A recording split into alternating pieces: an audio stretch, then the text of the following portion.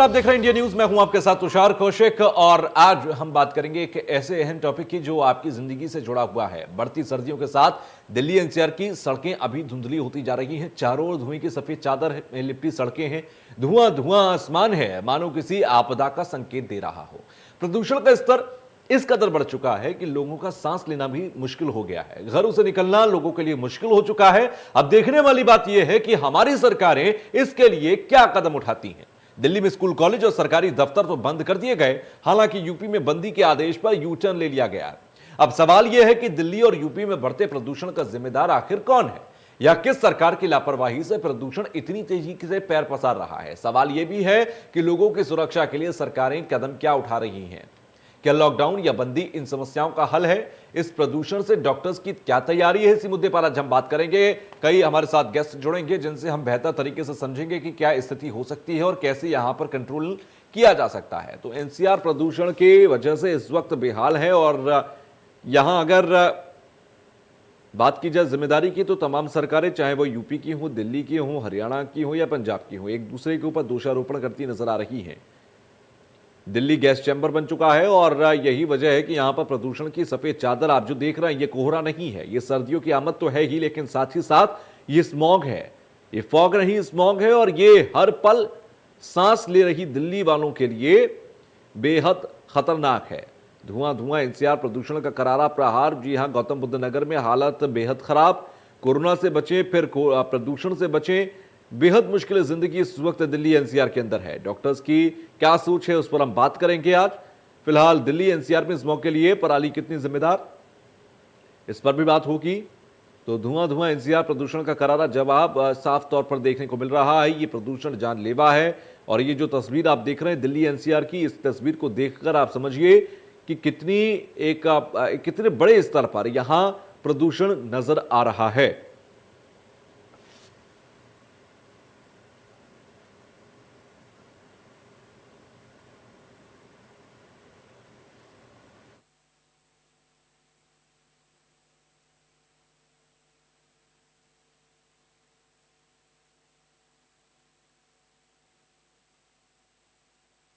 ये सवाल जरूर उठता है, कोरोना से बचें, फिर उसके बाद प्रदूषण से भी बचना जरूरी है। ऐसे में कितनी मुश्किल जिंदगी है आप समझ सकते हैं। फिलहाल दिल्ली एनसीआर के अंदर हालात बेहद खराब हैं। अरविंद केजरीवाल की सरकार की तरफ से कई फैसले, कठोर फैसले लिए गए हैं, जिसमें दिल्ली के बाहर से आने वाले ट्रकों पर रोक लगा दी गई। इसके अलावा हैवी व्हीकल्स पर रोक है। इसके अलावा तमाम कंस्ट्रक्शन साइट्स बंद कर दी गई हैं। इसके अलावा स्कूल, कॉलेज बंद कर दिए गए हैं। तो ये तमाम तरीके के कदम उठाए गए हैं दिल्ली एनसीआर के अंदर, जिससे कि प्रदूषण को कंट्रोल किया जा सके। लेकिन उत्तर प्रदेश की अगर बात करें, यूपी के अंदर बंदी पर, यानी कि लॉकडाउन या फिर लॉकडाउन जैसे हालातों पर फिलहाल यू टर्न ले लिया गया है और ऐसा कोई फैसला नहीं लिया गया। किस राज्य की लापरवाही की वजह से यहां ऐसे हालात पैदा हो रहे हैं, इस पर भी बात करना जरूरी होगा। और ऐसे हालातों में आम इंसान बचे तो कैसे बचे, अपनी जिंदगी को कैसे बचाए, यह समझना बेहद जरूरी होगा।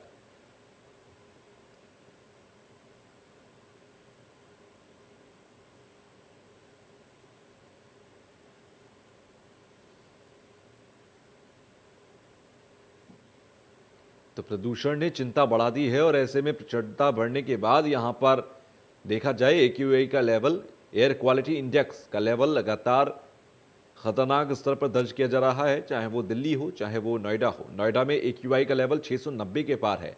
ये खतरनाक से भी ज़्यादा है। इसके अलावा नोएडा की बात करें तो वहाँ पर भी खतरनाक स्तर का प्रदूषण नापा जा रहा है। यानी कि वहाँ की हवाएं, या आप अक्षरधाम की तस्वीर देखिए, ये उस ओवरब्रिज से ली गई तस्वीर है जिस ओवरब्रिज से अक्षरधाम की अंदर की जो मूर्ति है वो तक साफ दिखाई देती है। लेकिन स्मॉग की चादर इस कदर है कि अक्षरधाम का जो मंदिर है वही साफ तौर पर दिखाई नहीं दे रहा। तो ये तस्वीरें हैं दिल्ली एनसीआर की, और इन दिल्ली एनसीआर की तस्वीरों में आप देख सकते हैं कि किस कदर जहरीली हवा घुल चुकी है। और जहरीली हवा घुलने के बाद अभी तक हालात बेहद खराब नजर आ रहे हैं। दिल्ली एनसीआर के तमाम इलाके, चाहे वो दिल्ली की बात कीजिए, चाहे वो एनसीआर के अंदर नोएडा की बात कीजिए, गाजियाबाद की बात कीजिए, तो इस खबर पर सबसे पहले ये समझना जरूरी है कि किस जगह पर क्या हालात है। गाजियाबाद के हालात समझाने के लिए जतिन गोस्वामी हमारे साथ जुड़ रहे हैं, हमारे सहयोगी हैं। जतिन, हालात क्या हैं और बीते कई दिनों से लगातार स्मॉग की चादर हम देख रहे हैं दिल्ली एनसीआर में, फिलहाल तब्दीली है, बढ़ोतरी है, किस तरीके के हालात हैं? देखिए, तब्दीली कोई खास नहीं हुई है। हालांकि दिवाली की तुलना में बात करें तो जरूर जो AQI है उसके लेवल में कमी आई है। एयर क्वालिटी इंडेक्स की अगर आज बात कर रहे हैं तो 365 है, ये दिल्ली की तुलना में भी ज्यादा है, यानी देश की राजधानी से ज्यादा प्रदूषण गाजियाबाद में। मैं एक बार तस्वीरें आपको दिखा देता हूँ। मैं इस समय वसुंधरा इलाके में मौजूद हूँ और आप जब देखेंगे सामने तो आसमान की तरफ अगर हम कैमरा ले जाने की कोशिश करें तो धुंधलापन एक आपको नजर आएगा और यही धुंधलापन लगातार अटैक कर रहा है। कंस्ट्रक्शन साइट के पास भी हम मौजूद हैं जिनको पूरी तरह से ढकने के लिए कहा गया है। तो आप देखिए कि जो कंस्ट्रक्शन साइट्स हैं यहाँ पर हरा कपड़ा लगाकर जो मटेरियल है वो ढका गया है। इस तरह के तमाम एहतियात जो हैं वो गाजियाबाद में करने के लिए कहा गया है। यानी राज्य सरकारें गंभीर जरूर है, राज्य सरकार गंभीर जरूर है, लेकिन अगर रोड पर बात करें तो जो वाहनों का दबाव है वो काफी ज्यादा होने की वजह से धूल उड़ती है। और आप ये पेड़ के पत्तियां देख लीजिए, मैं उदाहरण के तौर पर आपको दिखाने की कोशिश करूं तो आप इन पेड़ के पत्तियों पर देखेंगे कि आपको जो धूल है वो काफी हद तक यहाँ पर जमा दिखाई देगी। ये देखिए, अगर मैं इसे साफ करके भी दिखाऊं तो आप समझ जाएंगे कि कितनी ज्यादा जो धूल है वो इन पेड़ों की पत्तियों पर जमी हुई है। जब यही डस्ट हमारे फेफड़ों में जाता है तो वो गंभीर समस्या पैदा करता है। हमने अपने दर्शकों को ये भी सबसे पहले बताया कि गाजियाबाद के जिला अस्पताल में एक हफ्ते में 4000 अतिरिक्त मरीज पहुंचे हैं, जिनको सांस की समस्या है, जिनको फेफड़ों की समस्या है, इन्फेक्शन की, जिनको खांसी, खराश, इस तरह की समस्याएं, ये सभी प्रदूषण से हो रही हैं। ये बात भी सरकारी डॉक्टरों ने क्लियर की है। तो आप समझ सकते हैं कि जो हालात हैं वो बद से बदतर गाजियाबाद में होते जा रहे हैं। जी बिल्कुल, लेकिन साथ ही साथ देखा जाए, क्योंकि देखिए तमाम ये प्रदूषण से रोकने के लिए या फिर स्मॉग को डाउन करने के लिए कई तरीके के एहतियात बरते जा सकते हैं। क्या गाजियाबाद प्रशासन की तरफ से वो कदम उठाए जा रहे हैं या वहां पर भी लापरवाही है?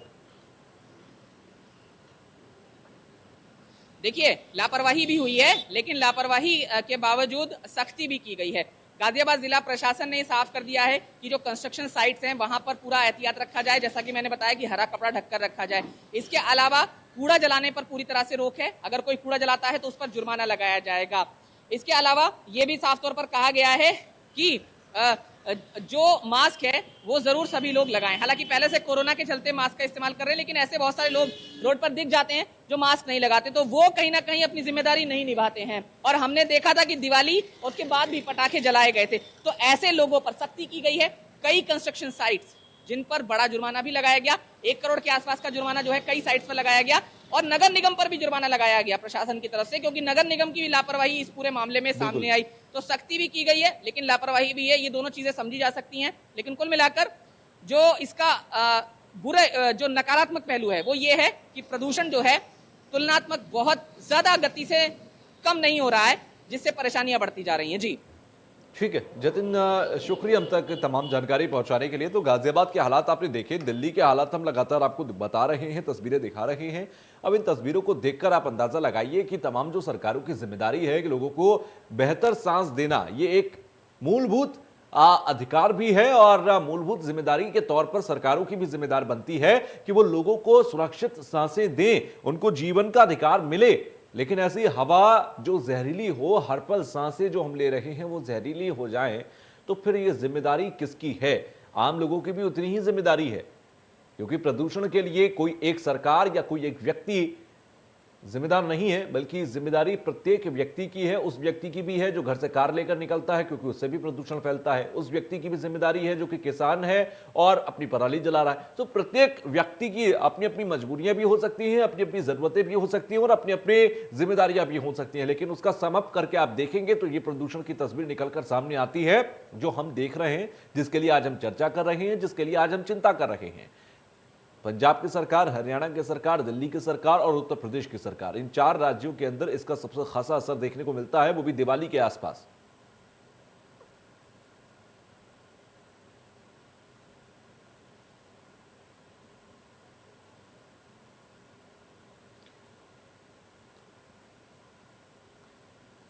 आज बातचीत करने के लिए इस चर्चा में हमारे साथ 2 डॉक्टर्स जुड़ रहे हैं। लोक बंधु अस्पताल के एमएस है डॉक्टर अजय त्रिपाठी, वो हमारे साथ जुड़ रहे हैं। आपका स्वागत है डॉक्टर अजय। और साथ ही साथ फिजिशियन है डॉक्टर एस देव, आपका भी स्वागत है डॉक्टर एस देव।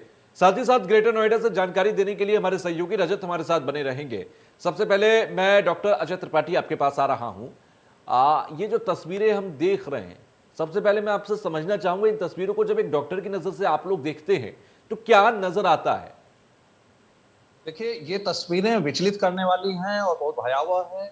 और ऐसी स्थिति जितनी जल्दी हम लोग इन सब परिस्थितियों से दूर हो जाएं, उतनी ही अच्छी है। और ये साल दर साल बढ़ती जा रही हैं।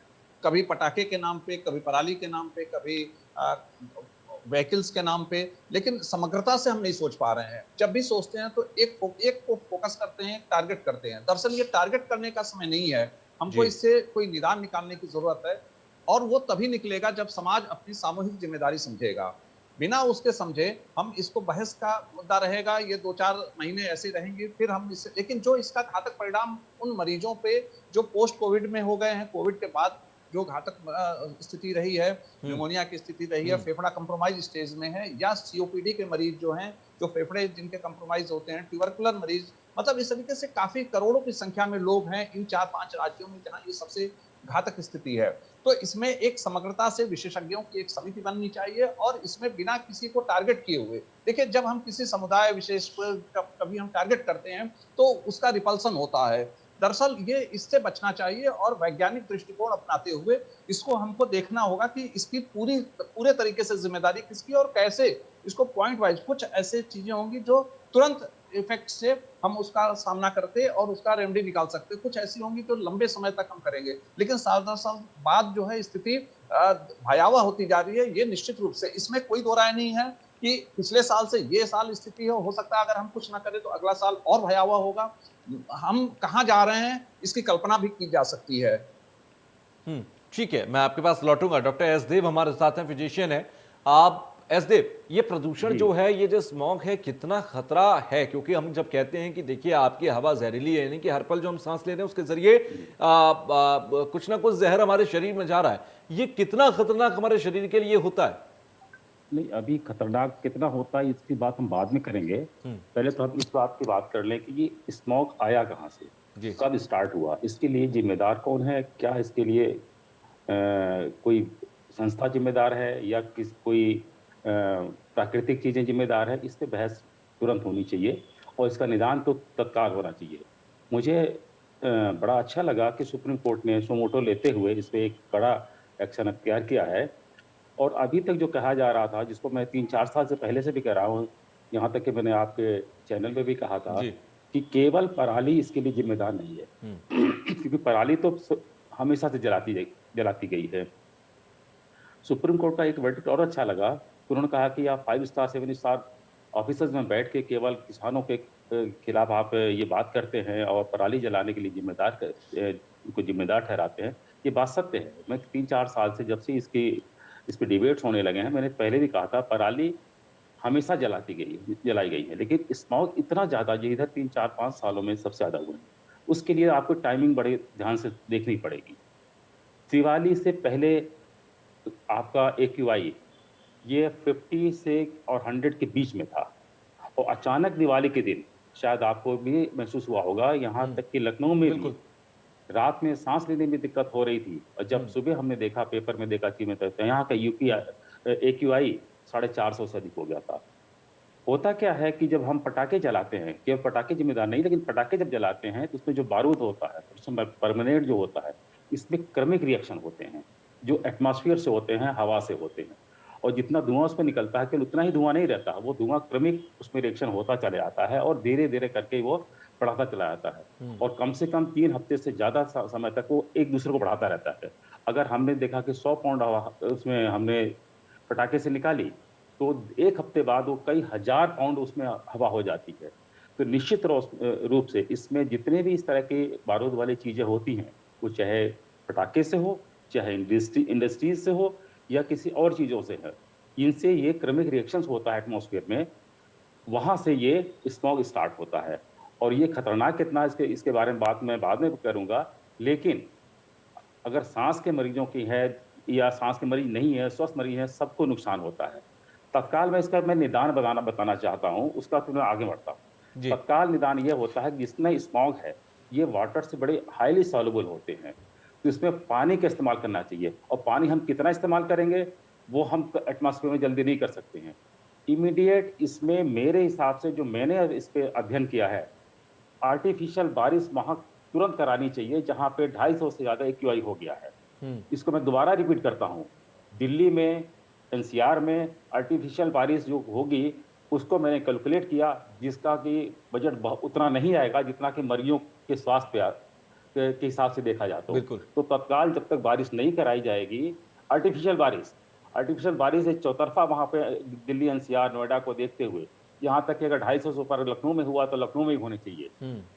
उन्हीं बड़े शहरों में ये दिक्कतें आ रही हैं जहां पे पटाखे जलाए गए। उसके बाद में जो इंडस्ट्रीज हैं उनके, जिसमें बारूद, तो जब भी इंडस्ट्रीज के बारे में हम कहते हैं जिसमें स्मोक्स निकलते हैं, उसका ट्रीटमेंट कैसे होना चाहिए। जो भी स्मोक्स निकलते हैं उसके बीच में वाटर चैम्बर से उस गैस को निकलनी चाहिए, तो वहाँ सॉल्युबल होगा वो चैम्बर, बार बार उसको साफ होता है, पानी चेंज होते रहना चाहिए। जैसे हम छोटा एग्जाम्पल बताएं, जब हुक्का पीते हैं लोग और सिगरेट पीते हैं, तो सिगरेट पीने वालों को ज़्यादा नुकसान होता है, हुक्का पीने वालों को नुकसान होता है, लेकिन उतना सिगरेट पीने वालों को जैसा नहीं होता है। इस तरीके को समझाने के लिए मैंने बताया। तो इमीडिएट इसको किसी भी ट्रीटमेंट में, जो भी हमारे इंडस्ट्रियल स्मोक्स हैं या हमारे इस तरह के स्मॉग हैं, इनको वाटर ट्रीटमेंट की जरूरत होती है। तो मेरी अपील है, अगर कोई इसको जो है जिम्मेदार आदमी अगर मेरी बातों को सुन रहा है तो उस पर हो सकता है शोध वो कर सके, लेकिन इमीडिएट अगर आर्टिफिशियल बारिश करा दी जाएगी तो ये 2 घंटे की आर्टिफिशियल बारिश अगर करा दी जाती है तो सारी चीजें सेटल्ड, स्मोक सेटल हो जाएगा। और इस पर चर्चा पहले भी कई बार सरकारें करती रही हैं, दिल्ली की सरकार भी आर्टिफिशियल रेन को लेकर चर्चा करती रही, लेकिन ऐसा किया नहीं गया। क्या 4 साल पहले मैंने आपके चैनल पे भी कहा था, हम दूसरे चैनलों पे भी मैंने कहा था, आर्टिफिशियल बारिश इसका एक रेमेडी है। लॉकडाउन किसी भी चीज का रेमेडी नहीं हो सकता है। लॉकडाउन में हमें रोटी खानी होती है, हमें शिक्षा लेनी होती है, हमें जाना होता है, तो लॉकडाउन इसका कोई रेमेडी नहीं है। रेमेडी इसका परमानेंट होना चाहिए, और इसके लिए विशेषज्ञों की जो टीम होती है, जो रियल में विशेषज्ञ होते हैं, उन पे बात करनी चाहिए, जो इसके बारे में समझ सकते हैं। अभी पटाखे तो मेरा ये कहना है कि इसकी मैन्युफैक्चरिंग पे, इसकी बिक्री पे और इसको इस्तेमाल करने जलाने वाले पे, तीनों पे रोक होने चाहिए और कड़े प्राविधान होने चाहिए, क्योंकि ये एक इस तरह से स्वास्थ्य। एक मैंने ग्राउंड रिपोर्ट की थी ग्रीन पटाखों को लेकर, वो ग्रीन पटाखे ना तो बनाने वालों को पता था ग्रीन पटाखे क्या होते हैं, ना ही सरकार यहाँ पर बेचने वालों को पता था, ना खरीदने वालों को। नहीं, ग्रीन पटाखे भी क्यों जलाएंगे, उससे आपको जो साउंड पोल्यूशन होगा। साउंड पोल्यूशन में मैंने देखा, यहाँ पे जहाँ मैं रहता हूँ जी, जहाँ पे डॉक्टर साहब बैठे हुए हैं, यहाँ पे अवध चौराहा है, अवध चौराहे पे साउंड पोल्यूशन इतना ज्यादा है, चारबाग और इस चौराहे पे, जिसको अवध चौराहा कहते हैं, यहाँ पे लखनऊ में इतना ज्यादा साउंड पोल्यूशन है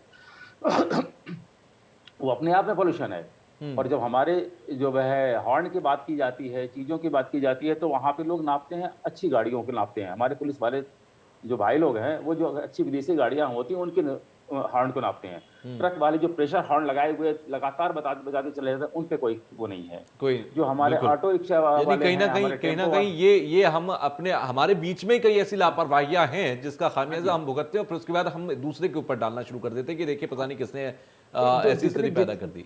जितनी जिम्मेदार एजेंसियां हैं उनको एक कॉमन उनको प्रशिक्षण होना चाहिए, और एक कॉमन प्रशिक्षण किसके द्वारा होना चाहिए, एक्सपर्ट के द्वारा होना चाहिए। जो एक्सपर्ट वहां पे समझते हैं, इनकी चीजें करती हैं। वक्तव्य तो ढेर सारे आते रहते हैं, मीटिंगें होती रहती हैं, चीजें। मीटिंग में कौन होता है जिसको इसके बारे में ABCD नहीं पता, वो बताएगा। जो कहीं ना कहीं एक्सपर्ट्स को तरजीह देकर उनके पॉइंट्स को लेना चाहिए, ये बहुत महत्वपूर्ण बात है। मैं आता हूं आपके पास, रजत हमारे साथ ग्रेटर नोएडा से है। ग्रेटर नोएडा के हालात क्या है रजत, क्योंकि लगातार पूरी दिल्ली NCR के अंदर हालात एक से हैं और खतरनाक हवाएं इस वक्त हैं दिल्ली NCR के ऊपर।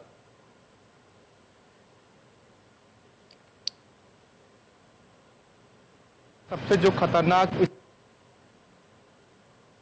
क्योंकि नोएडा में आज का AQI की बात करें तो 695 है, क्योंकि आप कहें तो इस बार की जो 343 कुछ है। लेकिन जो नोएडा सेक्टर 62 क्षेत्र की बात करें, जो कि गाजियाबाद और दिल्ली को भी जोड़ता है, वहां की कंडीशन काफी खराब है। 650 यानी 500 के पास पहुंच चुका है, जो कि पॉल्यूशन AQI लेवल है। अगर लोगों की बात करें तो हालांकि ग्रेटर नोएडा प्रशासन भी काफी लोगों को अलर्ट भी कर रहा है, क्योंकि जो कहे तो जो कंस्ट्रक्शन है, जो बिल्डिंग है, जो कि जितने भी निर्माण कार्य थे जो चल रहे थे उसको पूरी तरह से 4 दिन के लिए पाबंदी लगा दी। साथ ही जो कि होटल, रेस्टोरेंट, ढाबे, जहां भी जनरेटरों का इस्तेमाल किया जाता था उन पर भी पूरी तरह से पाबंदी लगा दी। कहीं ना कहीं अब पॉल्यूशन की लेवल है वो लगातार ग्रेटर नोएडा में देखा जा रहा है। अगर हम बात करें आज की स्थिति है, आज अभी भी सड़कों पर कुछ जगह ऐसे है जहाँ पर धुंध छाई हुई है, लोगों के जो अब कहीं ना कहीं जो हवा है वो काफी जहरीली हो चुकी है, लोगों का जनजीवन है काफी व्यस्त हो चुका है। अब दिक्कत उन लोगों की है जो कि कोरोना पेशेंट थे, जो कि कोरोना संक्रमित हो चुके, वो रिकवर हो चुके हैं, क्योंकि अब उनको जो जहरीली हवा है, ये लोग घर से निकलते हैं, कहीं ना कहीं जो जहरीली हवा का सामना करना पड़ता है, कहीं ना कहीं अब उनको तो जान को ज्यादा खतरा है। ऐसे में हम बात करें जो नोएडा प्रशासन की बात करें तो स्मॉग मशीन है उसका भी कल शुभारंभ किया गया है। तमाम तरह की तकनीकी है जो कि अपनाई जा रही, कहीं ना कहीं जो कहे तो जो पॉल्यूशन है उसको कंट्रोल किया जा सके। लेकिन अब लोगों को ही, सरकार प्रशासन पर ही नहीं है, क्योंकि अगर जो कहे तो पॉल्यूशन है वो नोएडा में इस वक्त सबसे ज्यादा है, क्योंकि जो 695 यानी सबसे ज्यादा दिल्ली एनसीआर में खतरनाक श्रेणी है वो नोएडा में है। क्योंकि नोएडा में अगर बात की जाए तो जो गाड़ियों की है, जो लोगों को भी अब खुद भी पॉल्यूशन से बचना है।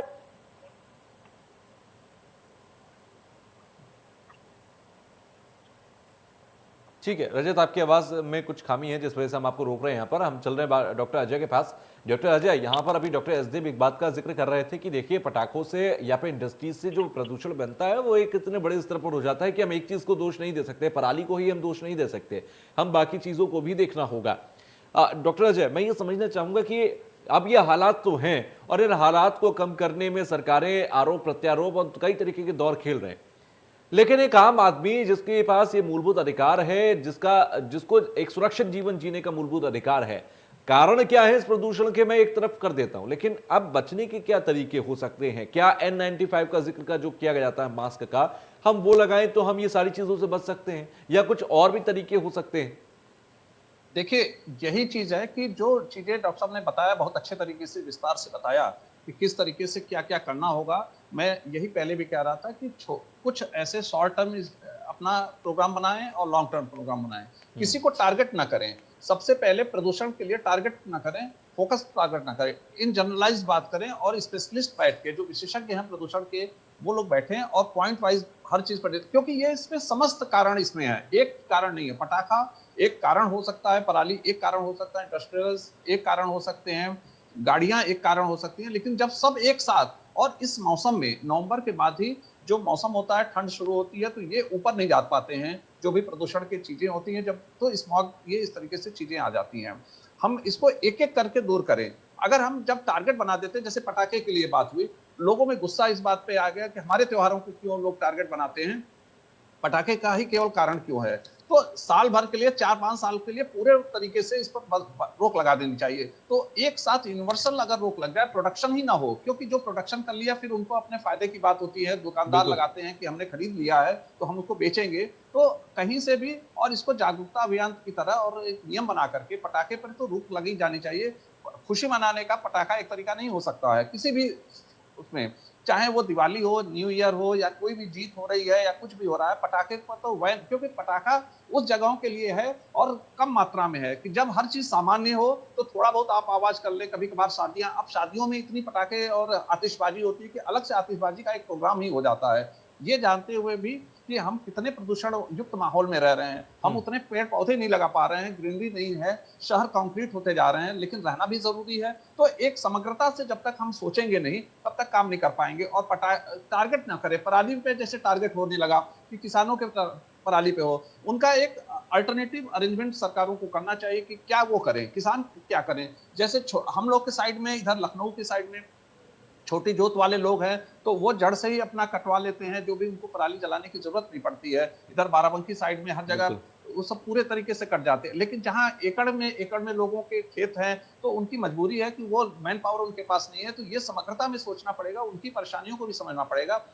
पटाखा एक वैकल्पिक, उसमें कोई जरूरत नहीं है, लेकिन पराली के लिए उसका अगर वैकल्पिक, जैसे उसको खाद बनाने का, या इस तरीके से बहुत सारे इंस्ट्रूमेंट सब्सिडी रेट पे, या कोई एक सेंटर ऐसा बन जाए कि वो वही काम करे, तो इस तरीके से बहुत सारी चीजें हो सकती हैं। लेकिन विशेषज्ञों की टीम ही इसमें काम कर सकती है। और इस तरीके से ये तो आम आदमी का एक मौलिक अधिकार है कि उसको स्वच्छ वातावरण मिलना ही चाहिए।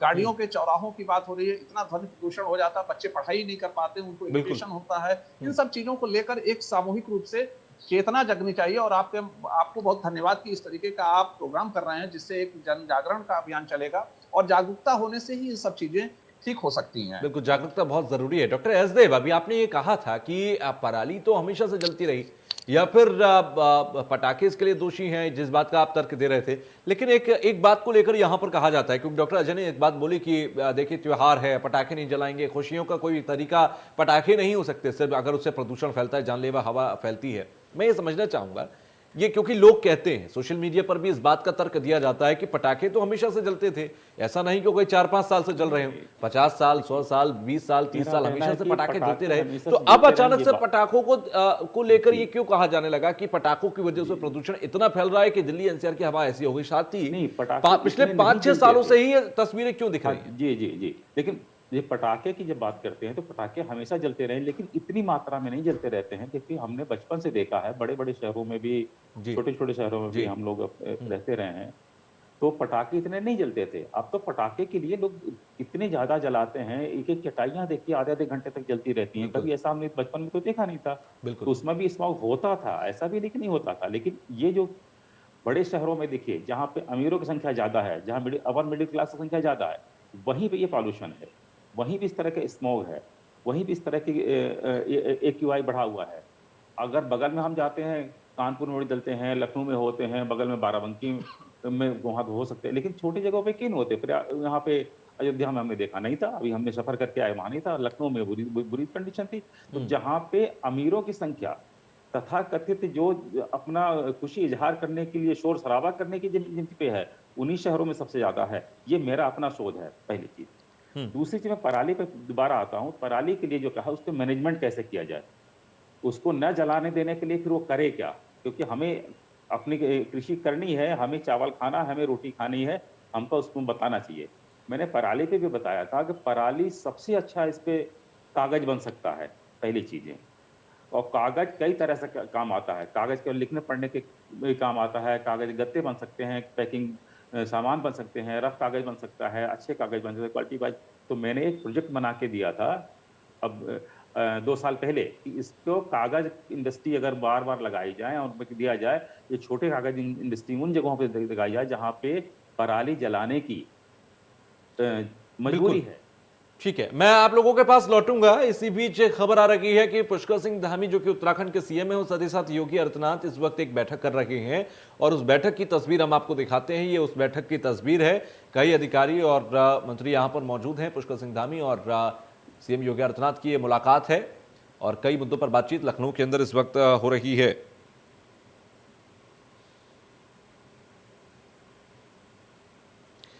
तो आपको बता दें कि उत्तराखंड और उत्तर प्रदेश के बीच में कई ऐसे मसले हैं जिनको लेकर कई विवाद हैं, परिसंपत्ति विवाद हैं। तो उन परिसंपत्ति विवादों को हल कैसे किया जाए, ये एक बेहतर शुरुआत जरूर योगी और धामी की तरफ से की जा रही है। यहां पर तस्वीर हम देख रहे हैं उसी की।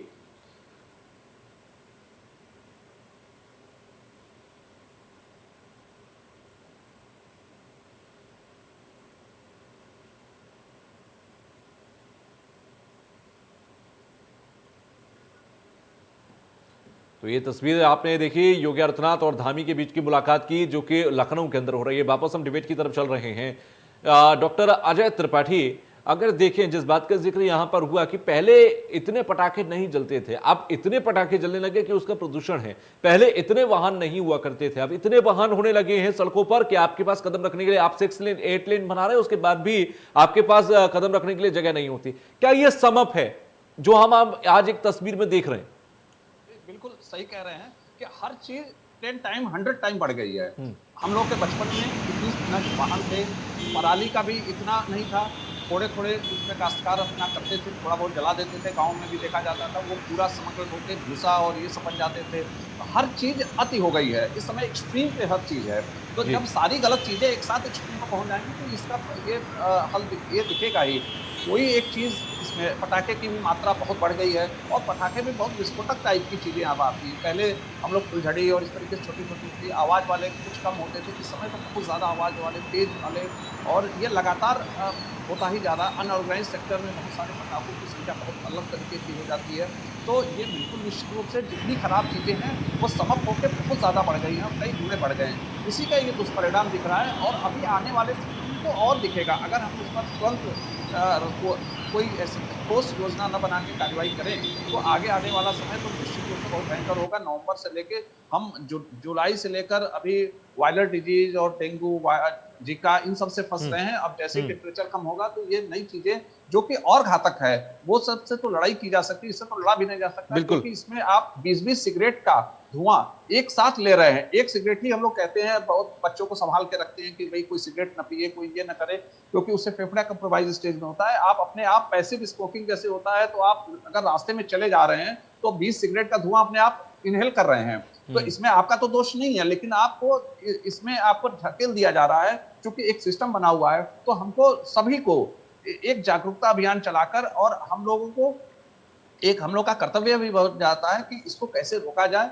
और पॉइंट वाइज पॉइंट किसी को बिना हर्ट किए, बिना किसी ठोस योजना के और कड़ी कार्रवाई करते हुए, इसमें जब तक दंड नहीं होगा, कोई कड़ी कार्रवाई नहीं होगी तो ये कोई सुधरने वाला तो है नहीं। और ये हर साल दर साल ये आज AQI अगर 600-700 जा रही है तो निश्चित रूप से अगले साल 700-800 जाने वाली है और कहां तक पहुंचेगी वो हम कल्पना नहीं कर सकते हैं उस चीज की। बिल्कुल, ये बहुत आगे तक जाएगा और बहुत आगे अगर जाएगा तो कितनी जिंदगियां यहां पर खत्म होती नजर आएंगी उसका भी अंदाजा लगाना बेहद कहना चाहिए कि डरावनी तस्वीर होगा। डॉक्टर एस देव, गैस चैम्बर हो जाने की बात की जाती है दिल्ली के लिए कि दिल्ली एक गैस चैम्बर बन जाती है, पड़ोसी राज्यों को आप कितना दोष मानते हैं इसमें? क्योंकि अगर गैस चैम्बर, एक तो मैं समझूंगा अभी आपसे कि गैस चैम्बर क्या है और दूसरा गैस चैम्बर बनने की बात आखिर क्यों कही जाती है? इसमें कभी कभी मुझे हंसी भी आती है, जहाँ पे ये पैदा होता है वहां तो कम होता है, सब लोग दिल्ली में क्यों डाल देते हैं, मेरी समझ से बाहर है। पंजाब में अगर रिस्पॉन्सिबल है, पंजाब में AQI उतना खराब नहीं है जितना दिल्ली में है, हरियाणा में है तो दिल्ली में। सारे लोग क्या दिल्ली को ही टारगेट करके वहां पे किसी पंप से तो भेजते नहीं हैं। तो ये एकदम से अवैज्ञानिक है ये कहना कि पड़ोसी राज्य जिम्मेदार हैं। जिम्मेदार वहाँ के लोग, वहाँ की गाड़ियाँ, वहाँ की इंडस्ट्री, वहाँ के जो कंस्ट्रक्शन है वो। पराली तो जहाँ पे जाती है उसको 4 घंटे बाद वो धुआं वापस में कन्वर्ट हो जाता है, ये साइंटिफिक है। 4 घंटे से 10 घंटे में खत्म हो जाता है। लेकिन जो बारूद से बनता है वो क्रमिक रिएक्शंस होते हैं, मैं फिर से कहना चाहता हूँ, वो 3 हफ्ते तक चलते रहते हैं। अब कल देख लीजिएगा, कल प्रकाश पर्व है, फिर पटाखे जलेंगे, AQI और खराब होगा, ये मैं कह रहा हूँ। और फिर ऐसा हो जाएगा। तो ऐसा क्यों हम लोग करते हैं? इंडस्ट्रीज जहां तक की है उनका जो ट्रीटमेंट है वो भी थ्रो वाटर होना चाहिए। जो हमारे मैन्युफैक्चरिंग वो कंस्ट्रक्शन साइट्स हैं उनमें जो धूल गर्दे उड़ते हैं वो भी स्मोक के कारण हैं। लेकिन स्मोक के कारण वो जो है थोड़ी देर में, जितनी देर उड़ते हैं 4 घंटे बाद सेटल डाउन हो जाते हैं वो। हाँ, इन मौसम में जब हमारे ठंडक के मौसम में वो बहुत ऊपर नहीं जा पाते, नीचे सेटल हो जाते हैं। लेकिन इसके लिए सबसे ज्यादा जिम्मेदार हमारी गाड़ियां हैं। हमारे जो त्योहार मनाने के इस तरह के तरीके हैं, पटाखों से संबंधित तरीके हैं, हमारी इंडस्ट्रीज के जो अनट्रीटेड जो स्मोक्स हैं, ये तरीके हैं। इन पे हम पे बंद नहीं करना है, हमको इसको ट्रीटमेंट करके देना है। लेकिन पटाखे तो एकदम ही बंद होने चाहिए, ना शादी ब्याह में जलना चाहिए, ना ही, क्योंकि इस पे खतरे भी होते हैं, लोग जलते भी हैं, आग लगती हैं, ना ही हमारे त्योहारों में होने चाहिए। ये कोई तरीका नहीं। हमें अच्छा खाना पीना चाहिए, हमें लोगों से मिलना चाहिए। त्योहार मनाने का तरीका तो यही होता है, हमें एक दूसरे से प्रेम करना चाहिए। पटाखे जला के कई बार लोग दुश्मनी भी निकालते हैं। और इसलिए हमारा पटाखे पर जो पूरा है कि पटाखे से कोई फायदा तो होने वाला नहीं है। अगर इसको कोई कहता कि ये धर्म से जोड़ के देखता है, उसे देखता मैं क्यों नहीं जलाऊं, वो नहीं क्यों जाए, इसको हमें भी समझना चाहिए। ये सब सारी जिम्मेदारी सरकारों की ही नहीं है, ये हमारी भी जिम्मेदारी है। तीसरी बात मैं कहना चाहता हूँ, जो ट्रांसपोर्ट सिस्टम है, लोग कहते हैं कि साहब पब्लिक ट्रांसपोर्ट को ज़्यादा यूज़ करिए। हाँ करिए, लेकिन पब्लिक ट्रांसपोर्ट की गाड़ियाँ हैं उनको जरा देख लीजिए। जो कारें हैं उन पे तो जो है प्रदूषण में उसका वो लग जाता है, 50 रुपए में देके लग जाता है, फिर प्रदूषण आना कम कर देती है क्या? नहीं, वो लग जाता है केवल। लेकिन जो बसें आप कभी देखिए, सिटी बस देखिए, कितना मोटा धुआं निकलता है उसके अंदर से, उसमें कोई देखने वाला नहीं है। तो इस पर सरकारी तंत्र को आना चाहिए। लेकिन वो उन कारों को देखा जाता है, उन स्कूटी को देखा है जो ठीक ठाक चल रही हैं, उनकी जांचें होती हैं। इस चीज़ों से हमें परहेज करना चाहिए और इन पे एक बेहतर इनकी ट्रेनिंग होनी चाहिए कि जो सरकारी बसें चल रही हैं, जो सब हमारी सिटी बसें चल रही हैं, उनकी कंडीशन देख लीजिए, सबसे ज्यादा तो वो निकालते हैं। शहरों में ट्रक निकल जा रहे हैं, उनके तो वो देख लीजिए, उन पे कोई नहीं, सबसे ज्यादा धुआं ये बड़े वाहन निकालते हैं। ऑटो टेम्पो वाले जो लेके चलते हैं, उनसे तो खतरा भी रहता है, दूसरे बात उनके धुएं देख लीजिए। लेकिन चेक कौन से की जाती है? जो कम से कम करते हैं, पहली चीज। दूसरी चीज, इतने हमारे हमारे वाहन हो गए हैं सड़कों पे, और सड़कों पे इतना इंक्रोचमेंट हो गया है, उनको नहीं हटाने वाला कोई है। अगर हमने एक बार और बताया था, एयरपोर्ट से लेके और इस रास्ते को जो चारबाग होते हुए पूरे निशातगंज होते हुए गोल चौराहे तक, अगर इसको नो वेंडिंग जोन कर दिया जाए तो हमारी गाड़ियां आसानी से निकल जाएंगी। बिल्कुल। लेकिन वहां पे पूरी सड़कों पे लोगों के सारे वेंडर्स हैं हमारे, वहां पे जितने भी गाड़ियां हैं वहां खड़ी कर देते हैं, उन पे सारा काम होता रहता है। तो कम से कम हमारे पास कुछ एक आध जगह ऐसी होनी चाहिए जो बिजी जगह हैं, वो नो वेंडिंग जोन होना चाहिए है, नो पार्किंग जोन होना चाहिए उन लोगों को। तो गाड़ियां कम रुकेंगी तो इसमें स्मोक कम निकलेगा और वो निकलती चली जाएंगी। और जैसे इस तरह की गाड़ियां हैं जो पॉल्यूशन फैलाती हैं, हमारा ऑटो है, टेम्पो, ठीक है, गरीब आदमी उसमें वो करता है, लेकिन गरीब आदमी का मतलब ये नहीं है कि वो खुद भी उससे सफर करें और दूसरे भी सफर करें। जिंदगी से गरीब बढ़कर आदमी क्या होने होगा? का ये मतलब ये निकलता है कि दूसरों को जो है वो खतरे में डाले, या अमीर आदमी होने का मतलब ये नहीं कि वो भी खतरे में डाले। दोनों को इसके जीवन में समाज को खतरे में डालने का किसी को अधिकार नहीं है। इसलिए ऐसी गाड़ियों को तत्काल, बजाय कि ये हम उनसे अपील करते हैं जो सड़कों पर चल के पॉल्यूशन चेक करते हैं, वहाँ चेक करते हैं, उनसे अपील करते हैं आपके चैनल के माध्यम से, इन सारी गाड़ियों को भी चेक करिए भाई। कारें जो निकलती हैं उसमें धुआं हम तो बहुत कम देखते हैं, जो अच्छी कारें चल रही हैं इस समय जो है, जो खटारा बसें सड़कों पर चल रही हैं उनको भी तो देखा जाए। अरे उनको तो हमने देखा, इतने मोटे धुएं निकालते कि हमारे कार के आगे शीशे में भी नहीं दिखाई पड़ता। वो बिल्कुल, थोड़ा रुकना पड़ता है मुझे। ऑटो वाले चलते हैं, वो जो है टेम्पो वाले चलते हैं, विक्रम वाले चलते हैं, और भी चीजें चलती हैं, इनसे कितना धुआं निकलता है, इनसे कितना धुआं निकलता है, और कहीं ना कहीं वो कितना नुकसान दे रहा है ये भी तो समझना बेहद जरूरी होगा। मैं आता हूं आप दोनों के पास। रजत हमारे साथ जुड़े हुए हैं। किसी को देखा नहीं, कारों में चेक करते हुए मैंने जरूर देखा, उनका हार्ड में चेक होगा, उनका वो है, मैं उनका पक्ष नहीं ले रहा हूं, लेकिन सबका होना चाहिए, और ये सामूहिक जिम्मेदारी है, ये सबकी जिम्मेदारी है कि प्रदूषण मुक्त हमारी हवा रहे। मैं आता हूं रजत का हमारे साथ जुड़े हुए हैं ग्रेटर नोएडा से। रजत, पिछली बार आपकी आवाज एक तो पूरी तरह से नहीं आ पाई थी, वो जानकारी जो आप दे रहे थे वो साझा कीजिएगा। साथ ही साथ अभी मैं देख पा रहा हूं कि ग्रेटर नोएडा के अंदर धूप चमक रही है और मौसम मुझे आपके पीछे थोड़ा साफ नजर आ रहा है। क्या तस्वीर वैसी है या कुछ और है?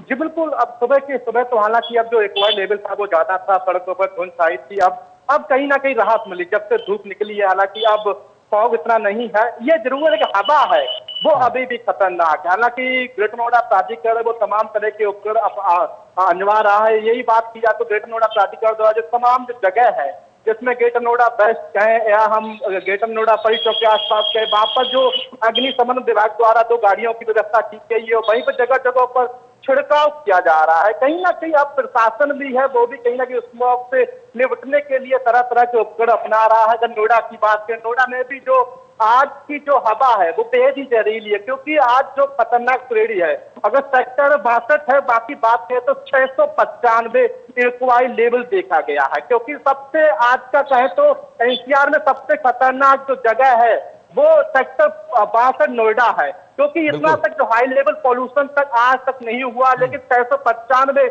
कहीं ना कहीं आप लोगों को जो कहे तो जो कोरोना संक्रमित लोग हुए थे उनके लिए भी काफी कहे तो आगे चल के उनको भी दिक्कतों का सामना कर। लेकिन ये जरूर है कि अब नोएडा प्रशासन, जो कि नोएडा अथॉरिटी कहे और ग्रेटर नोएडा अथॉरिटी की बात करें तो ये दोनों लोग मिलकर आप कहीं ना कहीं जो स्मॉग के चलते तमाम तरह के उपकरण अपना रहे हैं। जो कि कंस्ट्रक्शन साइट थी, जो कि निर्माणाधीन बिल्डिंग थी, उनको भी बंद किया जाए। साथ ही जो होटल थे जिनमें जनरेटरों का उपयोग किया जाता था, उन होटलों पर भी जो जनरेटर थे उनको भी बंद करने का आदेश किया है। साथ ही कहा है कि ग्रेटर नोएडा प्राधिकरण की माने तो उन्होंने जो एनपीसीएल है उनको भी एक पत्र लिखा, कहा है कि जहां जहां जनरेटर का उपयोग होता है वहां पर लाइट पूरी तरह से दी जाए, जिससे वो लोग जनरेटर का संचालन ना कर सके। क्योंकि ज्यादातर जो कहे तो जो यहाँ पर ट्रांसपोर्ट है, फैक्ट्री एरिया है, जहां पर जनरेटरों का उपयोग ज्यादा होता है, उसी के चलते ही कहीं ना कहीं जो आयो हवा है, जिसमें अगर कहें तो परी चौक के आसपास कहें, सूरजपुर की बात करें या